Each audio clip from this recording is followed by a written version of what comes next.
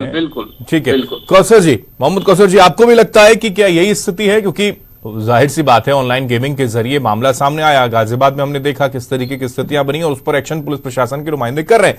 लेकिन ऐसे में यह जिक्र कर देना कि एक पर्टिकुलर वर्ग को टारगेट करने का प्रयास किया जा रहा है, आप खुद इस कौम से हैं, आपको क्या लगता है?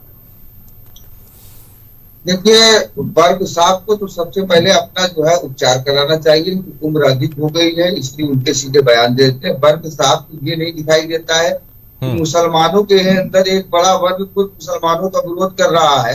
कोई बरेलवी देवबंदी को काफिर कह रहा है, देवबंदी बरेलवी को काफिर कह रहा है, और ये दोनों मिलकर के सूफियों को काफिर कह के, मुशरिक कह करके, बिदअती कह के उनके साथ अत्याचार कर रहे हैं, उनके साथ हिंसा कर रहे हैं। और कहीं ना कहीं उनकी कई जगह पर तो उनका कत्ल तक किया गया है। उत्तर प्रदेश के गोरखपुर में और गोंडा साइड में और झारखंड में तमाम सूफियों को मारा गया, ताजियादारी करने की बिना पर मारा गया। वर्ग साहब को वो नहीं दिखाई देता है कि ये सब किया जा रहा है। दूसरी बात, सबसे बड़ी बात ये जो धर्मांतरण का मामला चल रहा है, सर मैं आपको गंभीरता के साथ बताऊं इस बात को, केवल हिंदुओं को ही मुसलमान बनाने का प्रयास नहीं किया जा रहा है, बल्कि मुसलमानों के ही जो उदारवादी वर्ग है, उदारवादी जो सोच वाले लोग माने जाते हैं, उनको कट्टरपंथी बनाने की साजिश ही नहीं की जा रही, बल्कि किया जा रहा है। उत्तर प्रदेश तो इस पूरे सिनेरियो में आप किसका फेल्योर मानते हैं कि ये जो स्थितियां बनी पड़ी हैं हिंदुस्तान के अंदर, उसके लिए कौन जिम्मेदार है?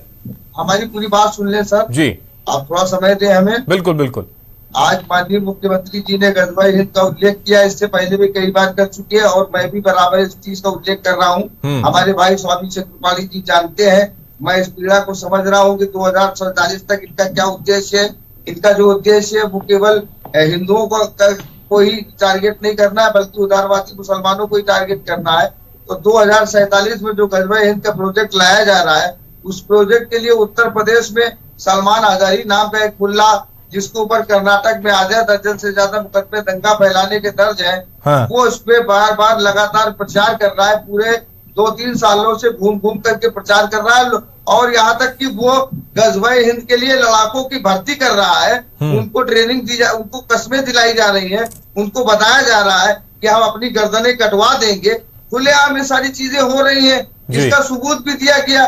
तो अब इस पर भी सरकार कार्रवाई नहीं कर रही है, तो ये तो बड़ी अफसोसजनक बात। ओके, ठीक।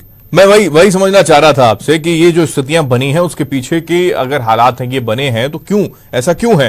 क्योंकि खुद सूबे के मुखिया जी के मैं लौट रहा हूं, मोहम्मद कौसर जी कुछ कहना चाह रहे हैं, इस पर जोड़ दीजिए सर अपनी बात। तो चक्रपाणी जी उसके बाद आपके पास आ रहा हूं। जी सर, मसला ये है कि अभी जो बात कर रहे थे प्रवक्ता महोदय की, विदेशों में जिस तरीके से प्रश्न किए जा रहे हैं, दरअसल ये बहुत बड़ी ग्लोबल ये साजिश है भारत को बदनाम करने के लिए। अभी 2 साल पहले ग्रेगरी स्टेंटन ने अल जजीरा नामक पोर्टल पे एक आर्टिकल लिखा। हरिद्वार में कुछ संतों ने जो बयान दिया था, उस बयान के बाद उसने आर्टिकल लिखा कि भारत में मुसलमानों का नरसंहार होना है। साहब उसमें बड़ा बवाल मच गया। उसके बाद अभी कुछ दिनों पहले ओआईसी ने इस तरीके का बयान दिया मजार तोड़ने वाले मामले पे। उनको अपने देश में जो वहाबी लोग जो है वो मजारों को तोड़ देते, ध्वस्त कर देते, ये कह करके यहाँ मूर्ति पूजा की जा रही है। उनको उन देशों में मजारों का तोड़ना नहीं दिखाई देता है, भारत में मजारों का तोड़ना दिखाई दे रहा है।